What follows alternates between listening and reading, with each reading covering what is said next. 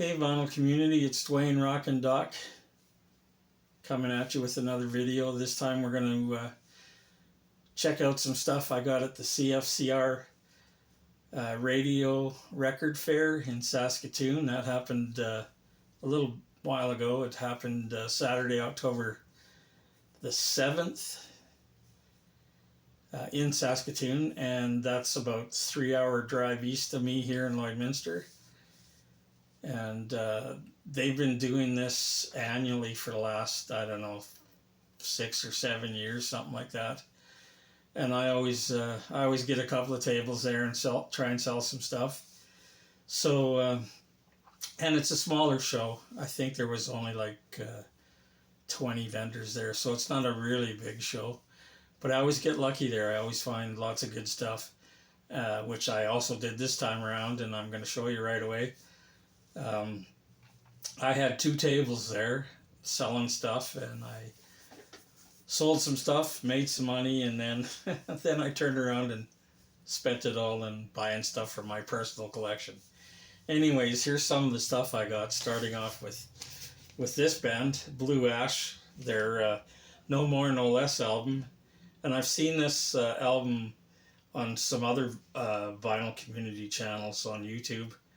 A lot of people recommending this album, so I finally picked it up. They're a 70s power pop band from Ohio, and this is their first album from 1973. Really good album. There's a picture of the band in the back.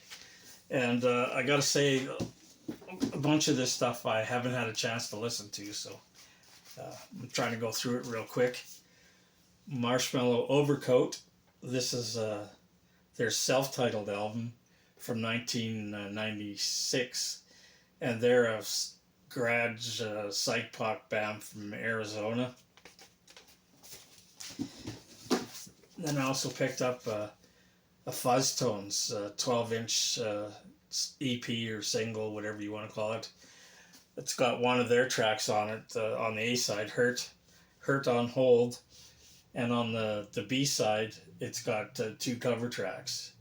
One is their cover of Jack the Ripper, and also they do a cover of the Trogs. I Can't Control Myself, and they're a U.S. garage punk revival band from that formed in the 80s. And this is a UK 12-inch single. And one of the things I like about the Fuzz Tones, besides they're a great band, is their album covers always have great artwork. So I love the cover on this one. Another garage punk pop band that I picked up was this one, and this is the Groovy Ghoulies, their album Ghost Stories. They're another band that you very seldom see their stuff in the wild. At least I never do, and I grabbed this as soon as I saw it. I had to pay a little bit of money for it, but like I said, really hard to find their stuff in the wild. And they're a garage punk pop band from Sacramento. This is their 7th album from 2002. Now we got some instrumental surf kind of stuff here with Lost Straight Jackets. This is their album, The Further Adventures Of. And I love this band. They do some great instrumental songs, and they're from Nashville, and this is their album from 2009. And little on the back cover there's a little cartoon, there's the song listings, and they're kind of a mysterious kind of band. They always wear these Mexican wrestling masks, so there's nobody's supposed to really know who they are, but I'm sure everybody does. And this album comes with some cards talking about each member of the band. On the back they have some personal information, which is all made up.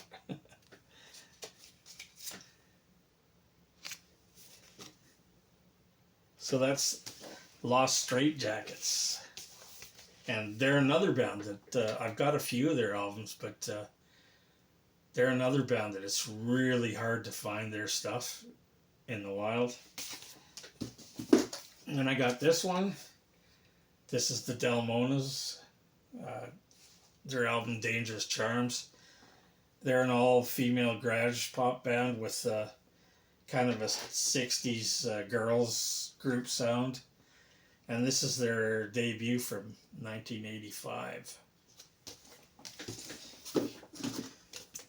Then there's this one, Taxi, with Like a Dog. This is actually an Italian punk band.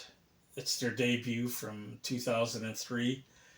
But they later went on to become a band called Judah. Went in a more kind of glammy kind of vein. So, and I really liked Judah. I've got all their albums, but this is them in their early days before they became Judah. Taxi. And then I saw this one. I've never seen this one before. This is Twink from the Pink Fairies with the band Plastic Land. They're a kind of a psych revival band, and this was recorded live in Chicago in October of 1988, and the album came out in 1989, and it's called You Need a Fairy Godmother. So that's Twink and Plastic Land. And here's another album that I've seen on other channels on YouTube. Public Nuisance. The album's called Gotta Survive. And this is actually a 2012 reissue on the Third Man Records. And they're a garage rock psych kind of band from Sacramento. This album was recorded in 1969 but never released until I think it first was released in 2002, and then Third Man did a reissue in 2012. And I picked this one up. I don't know who these guys are. They're called The Unknowns. The album's called Dream Sequence. And, they look like they're probably a great power pop band. And there they are in the back. But the reason I picked it up is because they're on the Bump label. And I love stuff on the Bump label, but they're not really a power pop band. They're more of a kind of a ska band. I haven't listened to the whole thing yet. I just kind of put the needle down in a couple of spots, but they sound more like a ska band. So could be interesting though. And then I picked up some bubblegum stuff. I'm a big fan of bubblegum rock. Got this one, and I was really surprised that I even found this one. I've got there's two issues sort of two issues. This one's called the Kazinet's Cats Singing Orchestra Circus. And Kazinet's Cats they're two guys that they're producers that put together a bunch of these, a lot of kind of, they're bands, but they're not real bands. And this supposedly features a bunch of members from those bands on this record. Bands like, and it's, sort of a bubblegum supergroup. The album came out in '68. And it's got bands like 1910 Fruit Company, Ohio Express, Music Explosion, and a couple others. And there's pictures of the bands. I forget where they are, but some of these look like, I think they're just fake bands, and never released anything. Some of these bands in these pictures, just stuff they made up for this album. And they did release another album a year later with, I think it was just had 1910 Fruit Gum Company and Ohio Express and The Shadows of Night on it. But they shortened the name. The the one in '69 was the Kazanets Cats uh, circus. I think they dropped the orchestral part, but I'm glad I found this. Been looking for this one for a while, and that's on the Buddha label. And I saw this one, more stuff from the Buddha label. This is a sampler called "This Is Buddha," and although this doesn't have a lot of the well-known bubblegum bands that were on the Buddha label, it does have a few of them. But it's got stuff like The Impressions, Brooklyn Bridge, Heir Apparent, Melanie, and stuff like that. More of the non-bubblegum stuff on this album. Also got this one, everybody's favorite Canadian weirdo, Nardwuar, and his band, The Evaporators. And this is a split LP from 1998, and it's got another band on it called The Goblins. Don't know much about them. They're kind of I don't know what you'd call it, kind of electronic. And then they have a bit with the Scablinis, which is a ska kind of band. And this is the album. The album I Got a Rash. And I picked this one up. Don't know who they are, but I love the cover on this one. That's the reason I picked it up, was the cover. And it was it's a band produced by Joey Shithead from DOA, if you can see at the bottom there. And I at first I thought it's probably an all-girl punk band, but it's not. It's a punk band from Vancouver. This is their second album from 1999, and they're originally from Spokane, and the album's called Patch on Blue. But like I said, I love that cover. That's the reason I picked it up. I haven't heard it yet either. Then I got this one. I've been meaning to pick this one up for a while, just because I'm not really familiar. I know who Harvey Mandel is. He's a guitar player, and he used to play with Canned Heat. And I've heard that he's a great guitar player. And this is his debut album from 1968. But and it's called Cristo Redentor. And that's him in the back. And again, I haven't listened to this. I threw the needle on for the first couple of tracks, and it's, this guy's a great guitar player. Where's all the guitar work? A lot of horns on the first two. Very few guitars, a lot of horns. So, like after this first two, it started to get into more of the stuff with the guitar work. But I haven't heard the whole thing, so waiting to hear the rest of it. And then I picked up some krautrock. Jane. This is obviously, I guess, their third album. It's called 3. And this was released in 1979. And I used to be in Jane way, way, way back when they first started out. And then I sold all my krautrock stuff. So I saw this there, and it was a really great price. So I figured I'd pick it up and give it a try, see if I still am interested in krautrock. So I've got to hear this one yet. Also got this one. Been meaning to get this one for a while. This is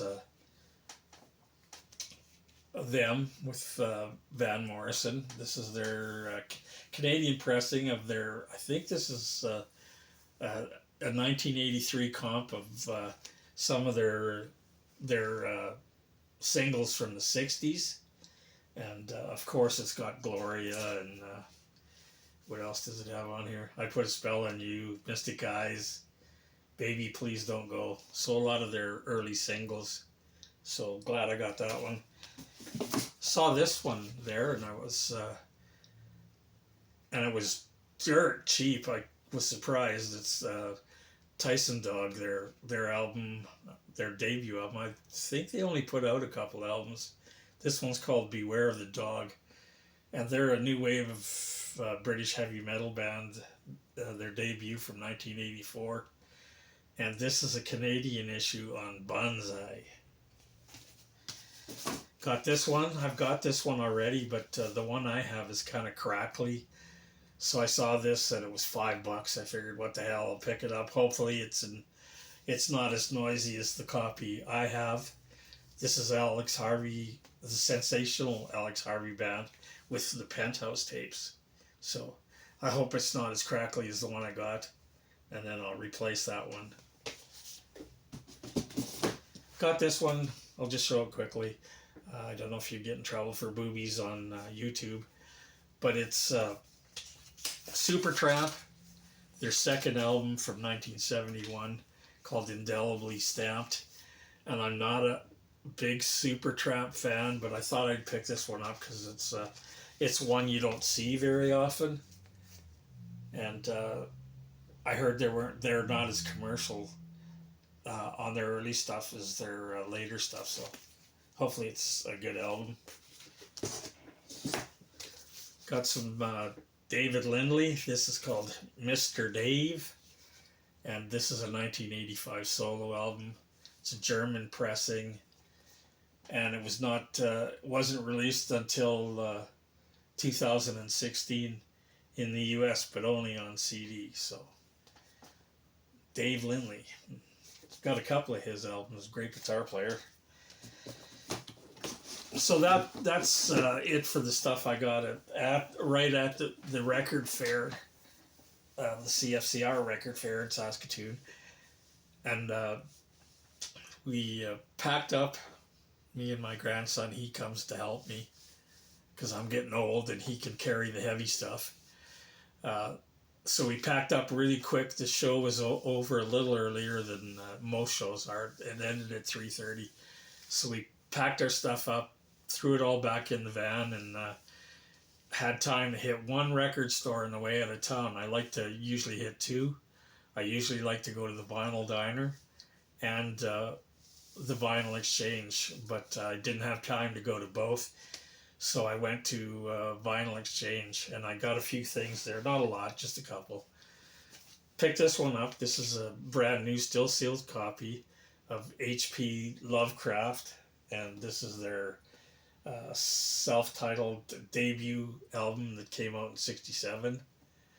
This is a unofficial release. It's still in the shrink, and I haven't opened it, so getting some glare there. Came out in 2022, and they're a psych band from Chicago, and I've got one of their other albums, a live album that was recorded in '68, I think, and I really like that. So I've heard good things about this band. I've seen other people on YouTube show H.P. Lovecraft stuff, so I grabbed it because it was on sale and it was cheaper than normal. I think it was like $10 or $8 or $10 off the normal price. So I grabbed it. Hopefully it's a good album. I haven't listened to it yet. Picked up some more Niles Lofgren. I've been getting into him lately. I've had his stuff back when it first came out, and again, sold some of it. So I'm getting some of it back. I've got a couple of Grin albums that I recently got, but this is a double live album of him without Grin, and it was recorded in London, Glasgow, and LA in 1977. So there's the inner sleeve, shows some pictures of the band. Another not very good photo on the back. It's kind of dark. It's more of the band. And also picked up this one. I've seen this one around. It's for quite a bit, and I've been meaning to pick it up, but usually when you see this thing, it's trashed. When you do see it, you don't see it that often. It's a band called Ramatown, and it's a U.S. hard rock band. This is their debut from 1972, and the reason I picked this up is because it features ex Hendrix drummer Mitch Mitchell and guitar player ex from Iron Butterfly Mike Panera. And I've listened to some of it. It's a really good album. And I think it's like one of the first albums with a transgender guitar player. That's her right there. And her name is April Lawton. And the last thing I picked up was everybody's favorite Canadian blues band, Powder Blues. This is an album called, they recorded live at the Montrose Jazz Festival. I forget what year it is.